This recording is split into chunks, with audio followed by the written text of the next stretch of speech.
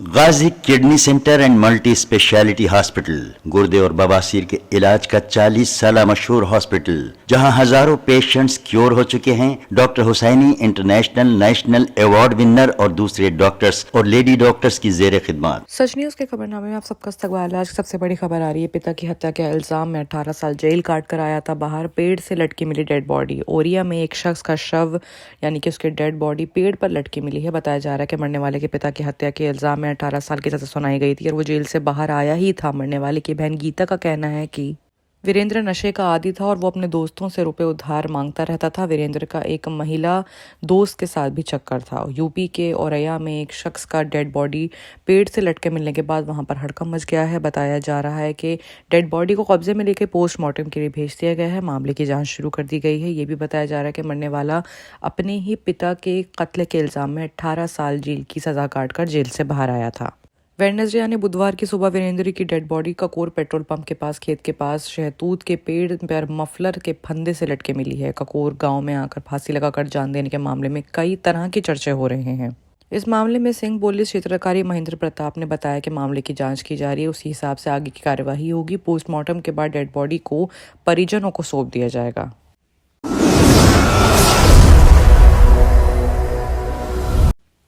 अब अगर बात करें बिहार न्यूज़ की, तो प्रधानमंत्री ने बिहार आकर लालू यादव को दिया जवाब। बोले कि सब तो कह रहे हैं हम बानी मोदी के परिवार से हैं। प्रधानमंत्री मोदी ने कहा कि इंडी गठबंधन के यही परिवारवादी लोगों ने भगवान राम को टेंट में रखा, मंदिर बनने से रोक रहे थे। ये परिवारवादी तो जेपी लोहिया, कपूरी और अंबेडकर से भी पूछते हैं कि उनका परिवार कहाँ है। ये तो कपूरी, ठाकुर, जयप्रकाश नारायण राय, मनोहर लिया और भीमराव अंबेडकर से भी पूछते हैं कि उनका परिवार कहाँ है, क्योंकि इन्हें तो परिवार के अलावा कुछ दिखता ही नहीं है।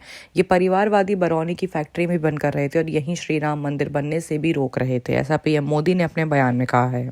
पीएम नरेंद्र मोदी ने कहा कि बिहार में जब जंगल राज आया तब पलायन काफी बढ़ गया था। जंगल राज लाने वाले सिर्फ अपने परिवार की चिंता की। बिहार के लाखों युवाओं का भविष्य दांव पर लगा था। बिहार के युवा अपने परिवार की चिंता में बाहर में राज्य में नौकरी करने गए और यहाँ एक ही परिवार फलता फलता रहा। बिहार में जंगल राज लाने वाले परिवार बिहार के युवाओं का सबसे बड़ा गुनहगार है। जंगल राज के परिवार ने बिहार के लाखों नौजवानों से उनका भाग्य छीना है। ये एनडीए सरकार ने बिहार को जंगल राज से बचाकर इतना आगे लाया है। बिहार के युवा दूसरे राज्य जाकर नौकरी करते हैं, यहाँ एक परिवार में फलता फूलता रहता है। किस तरह नौकरी के बदले जमीनों की लूट की गई है, उन पर कब्जे किए गए हैं, ये पूरे बिहार ने देखा है। ऐसे लोगों को माफ किया जा सकता है क्या? ये सवाल मैं आप पे छोड़ता हूँ।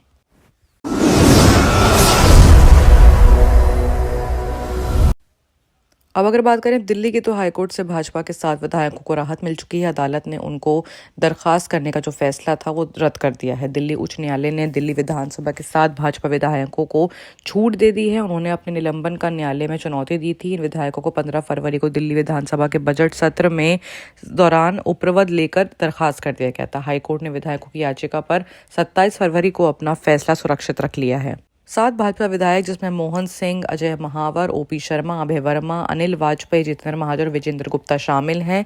इन लोगों ने बजट सत्र के लिए अपने निलंबित को चुनौती देते हुए न्यायालय का रुख लिया था। उन्होंने इल्जाम लगाया था कि विपक्षी सदस्यों को चर्चा में भाग लेने से अक्षम करने के लिए ढंग से योजना बनाई गई है। 15 फरवरी को आप सरकार की उपलब्धियों को उजागर करने वाली अभिभाषण यानी जो भाषण दिए गए थे उनको देते हुए सदस्यों को दरखास्त कर दिया गया था। विधायकों के वकील जयंत मेहता ने 19 फरवरी को दलील दी थी कि निलंबित असंवैधानिक और नियम को हटाते हुए जिससे कार्रवाई में भाग लेने का उनका अधिकार प्रभावित होता है।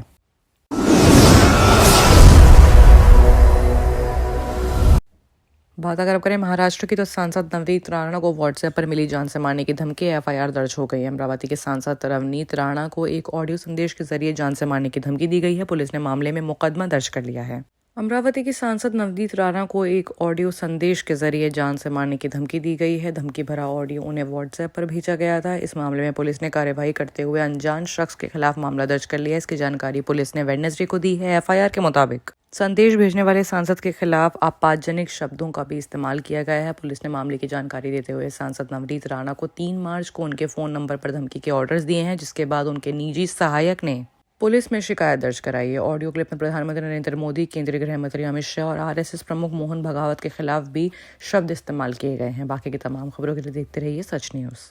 गाजी kidney centre and multi speciality hospital गुर्दे और बवासीर के इलाज का 40 साल मशहूर हॉस्पिटल, जहां हजारों पेशेंट्स क्योर हो चुके हैं। Doctor Husseini international national award winner और दूसरे डॉक्टर्स और लेडी डॉक्टर्स की जेर खिदमत गुर्दे के तमाम अमराज का मुकम्मल ट्रीटमेंट किया जा रहा है। गुर्दे फेल हो चुके हों, डायलिसिस करवा रहे हों, याद रखिए डायलिसिस कोई इलाज नहीं, इससे 1% भी गुर्दे रिकवर नहीं होते। हाँ, डायलिसिस टेम्पररी रिलीफ दे सकता है, लेकिन हमारे ट्रीटमेंट से गुर्दे फिर से फंक्शन में आ सकते हैं। गुर्दे श्रिंक हो गए हों या सिस्ट हो, गुर्दे की पथरी हो, कैसी भी गुर्दे की तकलीफ हो या पाइल्स यानी बवासीर, चाहे ब्लीडिंग हो या कोम, बगैर ऑपरेशन मुकम्मल क्योर ट्रीटमेंट का एक ही सेंटर, Ghazi kidney centre, DLRL main road, opposite Vikas high school, Chandrayan Gutta, Hyderabad. Cell 9966930824 या 9391326261।